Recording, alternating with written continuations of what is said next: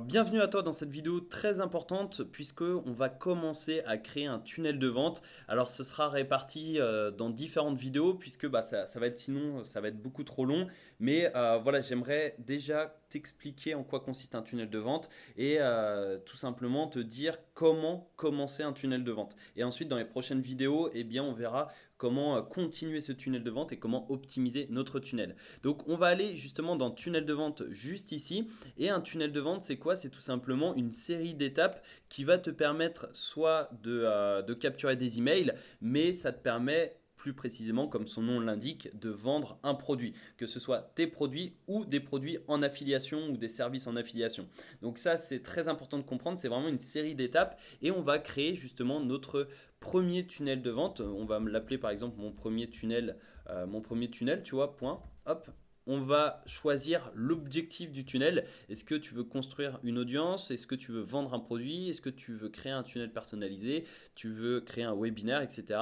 Donc si tu débutes, je te conseille vraiment de construire une audience, c'est-à-dire de récupérer les adresses email. Si tu veux vendre un produit, tu peux cliquer sur vendre un produit. Donc là, je vais cliquer sur construire une email, construire une audience puisque c'est très important et on choisit la devise, donc on va laisser euro, on va créer. Alors déjà là, tu peux voir en fait, ça va créer par défaut un tunnel. Donc là, on a une page de capture, une page de remerciement. Alors c'est quoi? C'est tout simplement une page de capture, ça permet de capturer l'adresse email du prospect et une page de remerciement, ça permet de le remercier. Et tu peux voir pour chaque fois, pour chaque page, on a des pages, des templates, c'est-à-dire des pages prédéfinies qu'on va pouvoir réutiliser et ça te permet de gagner énormément de temps. Et après, évidemment, tu peux, si on avait choisi justement là je peux pas le faire, mais si on avait choisi justement un objectif de vente, eh bien il y aurait eu page de vente, page d'upsell, downsell, etc. Donc ça c'est le sujet des prochaines vidéos. Là on va prendre vraiment l'exemple d'un tunnel de capture et ensuite on va l'alimenter avec une page de vente, avec des upsells, des bons de commande, etc. Donc comme je te l'ai dit, ça va être sous forme de différentes vidéos pour que ce soit clair et précis pour toi, pour que tu puisses y aller étape par étape et pour que tu puisses bien comprendre. Donc là, la page de capture, ça te permet de capturer l'adresse email. Donc on va choisir tout simplement, on va choisir un template qu'on va réutiliser. Donc tu peux voir, tu as vraiment le choix sur ça. Ça, c'est vraiment cool. Après, si tu veux prévisualiser, tu as simplement à cliquer sur prévisualiser. Comme ça, tu as justement la page qui apparaît sur ton ordi. Donc ça, c'est cool. Tu vois, là, on est donc sur une page pour réserver une consultation gratuite. Alors évidemment, il faudra changer tout le texte, etc. Mais là, c'est une page de capture qui est vraiment assez complexe. Et ce que je te propose, c'est d'en prendre une très basique. Donc tu peux voir, on en a d'autres, hein, il y en a plein. Ce que je te propose, c'est d'en prendre une très basique pour faire très simple au début. Donc tu vois, là, on va ajouter du texte, etc. etc. Mais ce n'est pas forcément ce que je te conseille, puisque au début, l'objectif, c'est d'aller vite et surtout de comprendre un peu le système. Donc tu peux voir ici, on a quelque chose de plus simple, c'est-à-dire que la meilleure façon de créer des pages de capture, on a une promesse et on propose au prospect justement de s'inscrire avec son nom et son email pour obtenir justement un accès. Et après, tu en as d'autres aussi très simples. Tu vois, ça c'est simple. Donc tout ça, justement des pages de capture très très simples. Ici, tu vois par exemple, on a quelque chose de très simple, une promesse, un bouton. On clique sur le bouton et là, on nous propose l'adresse email. Donc on va utiliser celle-là. C'est une page que j'aime beaucoup et on va donc la modifier en cliquant sur la page, sur la petite baguette magique. Et ensuite, eh bien, on verra la page de remerciement. Donc dans un premier temps, on va changer la page de capture. Comme je te l'ai dit, l'objectif c'est de capturer les adresses email. Ici, on a en bas à droite, on a un petit badge réalisé avec System.io. Pour l'enlever, c'est très simple. Tu vas dans paramètres. Donc tu vas dans paramètres, tu cliques sur paramètres, tu vas tout en bas et tu décoches cette case. Et comme ça disparaît et c'est beaucoup mieux puisque l'objectif d'une page de capture, c'est de capturer l'adresse email et pas de divertir la personne. C'est-à-dire que quand une personne arrive sur cette page, elle a deux choix, soit quitter la page, soit s'inscrire. Et on va simplement modifier tout ça. Donc on va prendre l'exemple, tu vois, par exemple d'un e-book sur la productivité. J'avais pris l'exemple de la productivité dans les tags. Donc on va reprendre cet exemple et par exemple tu peux mettre recevez gratuitement votre exemplaire. hop, votre exemplaire de notre livre. Une productivité en or en 3 étapes, tu vois, par exemple. Enfin, là, tu peux faire quelque chose de plus simple, mais tu vas mettre, par exemple, recevez gratuitement notre livre.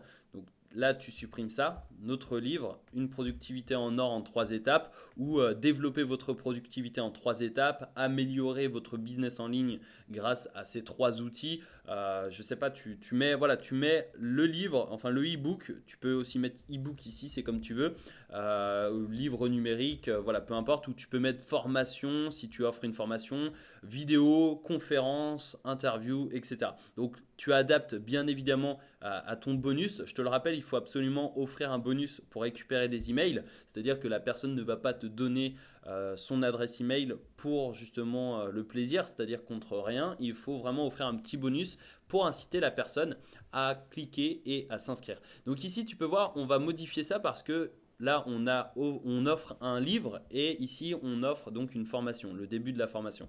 On va modifier ça. On va mettre ici, par exemple, cliquez ici pour recevoir votre exemplaire. Donc là, c'est mieux parce que ici on met recevez gratuitement notre livre et ici on met recevez votre exemplaire. Ça, on peut le supprimer parce que on va l'ajouter justement sur le pop-up. Le pop-up, c'est quoi? C'est ça. C'est ce qui va s'afficher après avoir cliqué sur le bouton. Et évidemment, tu vas pouvoir donc soit agrandir, tu vois, comment dire, la partie ici. Tu peux modifier la police juste ici. Donc tu as le choix, tu vois. Tu peux mettre par exemple Verdana, c'est une police que j'utilise beaucoup. Tu peux le mettre en gras, en italique, etc. Ça, tu peux bien évidemment modifier la couleur juste ici. Tu peux modifier la taille. Tu peux modifier justement l'action du bouton. Donc, tu peux enregistrer le contact, ouvrir le pop-up, rediriger vers une page ou vers l'étape suivante dans le tunnel. Donc là, par défaut, c'est ouvrir un pop-up. On peut aussi changer la marge, c'est-à-dire tu peux voir, on va modifier la hauteur, etc. Donc par défaut, c'était 30. Hop, ok. Donc voilà, je t'invite vraiment à fouiller et c'est en pratiquant que tu vas apprendre. Donc je te conseille vraiment de pratiquer, de créer des pages de capture, des pages de remerciement, des pages de vente et d'utiliser tout ça. Tu vois, par exemple, arrondissement des coins. Donc là, c'est pour arrondir les coins, rembourrage, les bordures, retarder l'apparition, etc. Donc c'est vraiment en pratiquant que tu vas comprendre le fonctionnement, mais cette vidéo, c'est vraiment pour t'expliquer rapidement les fonctionnalités principales lorsque tu crées une page de capture. Et tu vois, si par exemple tu veux modifier la couleur de l'arrière-plan, eh bien tu vois couleur d'arrière-plan et ici tu vas réduire justement la transparence et ça va être beaucoup plus blanc, ça va mieux ressortir. Donc ça, c'est un conseil également que je te donne. Et après, tu vois, pop-up. Donc ça, une nouvelle fois, c'est quand la personne va cliquer sur le premier bouton, ça va s'ouvrir. Donc je te conseille par exemple de mettre, par exemple, tu vois, à quelle adresse email souhaitez-vous recevoir votre exemplaire, tu vois, par exemple. Là, c'est un peu gros, donc on va réduire la taille. On va le mettre comme ça. On va pouvoir changer. On peut mettre la même police. Je te conseille de mettre les mêmes polices. Ça ne sert à rien de vouloir changer à tout prix les différents polices. Ensuite, ici, tu vois, champ de formulaire email. Donc, entrez votre adresse email. Si tu veux en ajouter, bah, c'est très simple. Tu vas ici. Donc là, tu as les éléments. Tu peux ajouter du texte, des titres, des listes à puces, des boîtes de contenu, du code HTML, etc. Des photos, vidéos, audio. Enfin voilà, tu as vraiment le choix. Et on va donc prendre justement champ de formulaire juste ici. On va l'insérer ici. Et on va tout simplement, type de données, on va demander le prénom. Par exemple. C'est vraiment un exemple que je te donne, mais tu peux simplement demander l'adresse email. Donc là, tu vois, c'est blanc. Donc ici, on va mettre couleur d'arrière-plan blanc aussi pour bien ressortir la chose. Et après, tu peux aussi modifier le texte par défaut, donc la valeur par défaut. Là, tu mets par exemple email ou votre email, etc., etc. Donc là, tu vois, c'est pas la même chose. Donc on va supprimer ça et on va dupliquer ça. Et comme ça, on va prendre type de données email. Et ici, donc par défaut, ça remplit email. Comme ça, là, on demande le prénom et l'email. Tu peux demander plein d'autres choses, hein. Tu peux demander, par exemple, la ville, le nom de l'entreprise, le pays, le numéro de téléphone, si tu veux rappeler tes prospects, etc. En général, je te conseille plutôt de demander uniquement l'email ou l'email et le prénom, ou à la limite le téléphone si tu veux justement avoir des demandes de devis, etc., etc. Si tu veux recontacter la personne, mais il faut savoir que les téléphones, ça met un frein à la conversion, c'est-à-dire qu'il y a beaucoup moins de personnes qui vont s'inscrire si on demande justement l'adresse. Le numéro de téléphone, excuse-moi. Donc si tu offres un e-book, ça ne sert à rien de demander le téléphone.